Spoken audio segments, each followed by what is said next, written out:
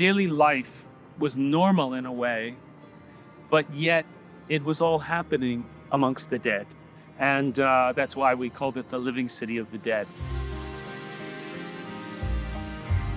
I love being in Egypt because the Egyptians generally are quite open people, and they're generally quite tolerant.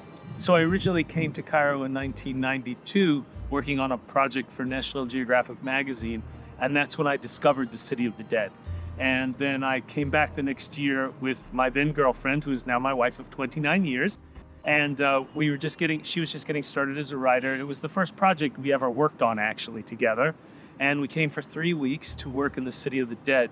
We saw this as an interesting story on overpopulation and like the issue of, the lack of urban housing, and also a very Egyptian story in the way that people are sort of resilient and find a way to survive. I think then 120,000 people living in the cemetery was like a mind-blowing idea that in a place where all these people are dead, so many people are living here.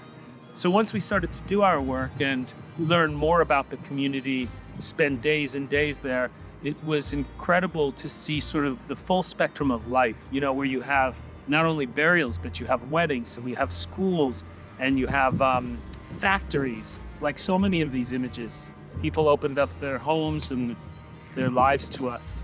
It's really beautiful. This is from the wedding that we were given the opportunity to photograph.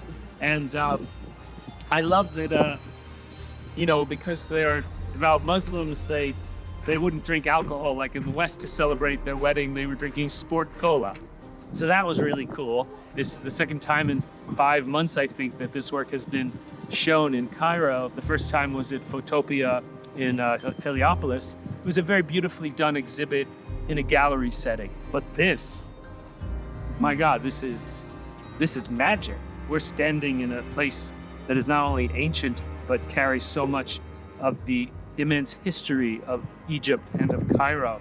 So for me, this is a tremendous honor to have my work here, and hopefully to share with many people from around all over Egypt and the world.